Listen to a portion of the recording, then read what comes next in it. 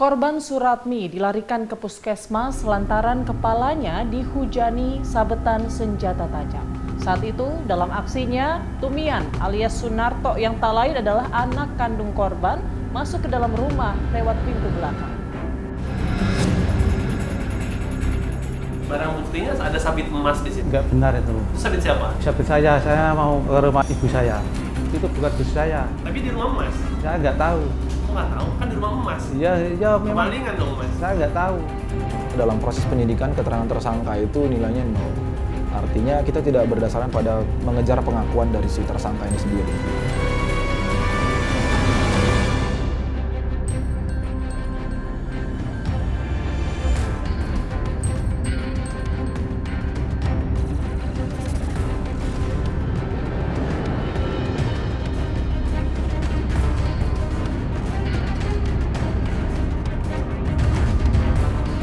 Suratmi tewas setelah selang oksigen yang menempel di hidungnya dicabut oleh anaknya, Tumian alias Sunarto.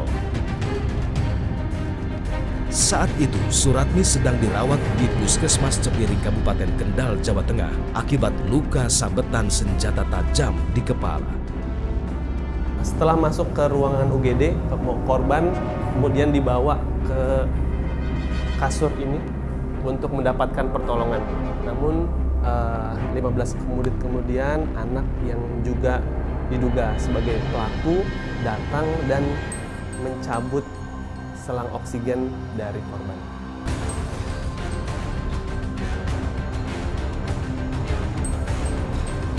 Suratmi pun kritis dan akhirnya meninggal dunia. Dikuatkan juga oleh keterangan perawat yang pada saat itu juga bertugas di puskesmas itu mengatakan bahwa tidak lama setelah si pelaku ini keluar dari dari bilik rawatnya si korban, selang sudah dalam kondisi terlepas. Karena kemampuan puskesmas untuk memberikan pertolongan mungkin kurang, akhirnya dirujuklah ke rumah sakit umum, menunggu ambulans datang. Pada saat ambulans datang juga yang berada di dalam mobil itu hanya dari si pelaku, korban dengan supir dari ambulans ini, seperti itu. Akhirnya meninggal dalam perjalanan dari Cepiring menuju ke Kecamatan Kendal. Menurut keterangan salah satu warga, peristiwa penganiayaan yang dilakukan oleh Tumian kepada sang ibu terjadi pada 19 Desember 2021 lalu. Saat itu, Tumian alias Sunarto terlihat masuk lewat pintu belakang rumah ibunya. Kurang lebih jam 6 saya mau ke sawah. Kebetulan di rumah Pak Suratmi itu ada namanya Sunarto. Nah, terus saya tanya, kok ke situ? Iya, saya mau membanjarkan bibit padi mau tanam. Saya melihat si Sunarto itu pakai kaos lengan pendek warna biru. Terus celana pendek warna abu-abu. Dan di saat itulah diperkirakan penganiayaan terjadi. 1 jam kemudian, Suratmi pun ditemukan dalam kondisi kritis dengan 3 luka bacok di kepala. Bercak darah awalnya di sini. Ya, di sini. Kemudian kita telusuri masuk ke dalam. Masuk ke dalam. Dari sini kita telusuri ke dalam. Dari ini kan masih ada bekasnya. Ini darah. Jadi dari keterangan ini di sini ya. Kemudian menurut keterangan dari masyarakat kita temukan korban di ruangan tengah ini ya. Ini kan ada tempat tidur korban. Kita temukan korban di bawah sebelah kasur ini. Jadi posisinya sudah di lantai. Untuk tempat eksekusinya ada di ruangan ini, ruang belakang. Ya, karena waktu kita olah TKP itu untuk darah itu adanya dalam bentuk cipratan. Iya, darah ada di ini mungkin masih kelihatan. Ini kursi-kursi ini kursi di sini. Di sini masih ada bekasnya. Kemudian di sini juga masih ada cipratan darah sedikit.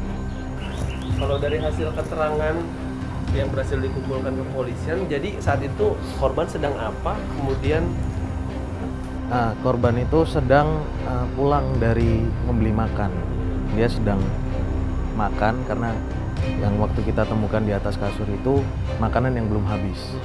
Ya, jadi dia baru beli makan, terus mungkin sedang makan, mungkin masih sedang makan belum selesai, terus mungkin langsung si pelaku ini langsung mengeksekusi.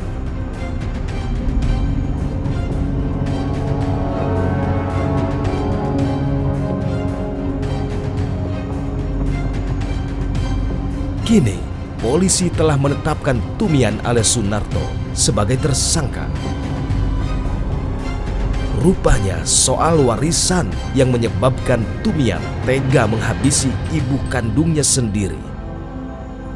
Ini permasalahan warisan, yang tanah yang sudah dijual oleh pelaku, kemudian digunakan dengan pelaku dan istrinya, sehingga dari 118 juta kurang lebih tinggal 10 juta.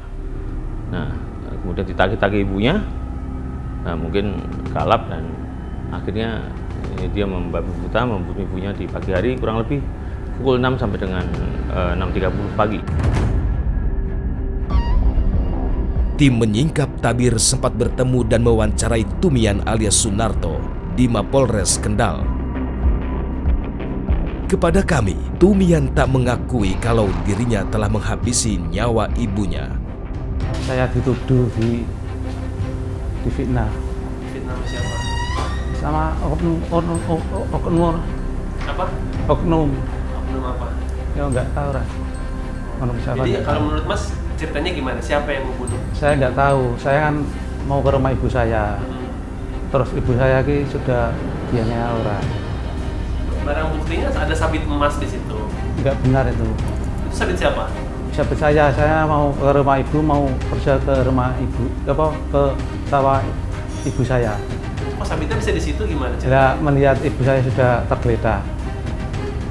Saya menolongnya. Sabitnya Di apa? Di apa apa ditaruh? di emben, ditaruh emben. Sabitnya ditaruh ember. Ember. Tapi ada darahnya ibu sabitnya. Saya nggak tahu. Jadi yang pakai sabit siapa? Ya saya langsung saya taruh di emben, terus saya menolong ibu saya. Meski sejumlah bukti sudah menguatkan keterlibatan dirinya, namun tersangka satu ini bersikeras tidak mengakui perbuatannya.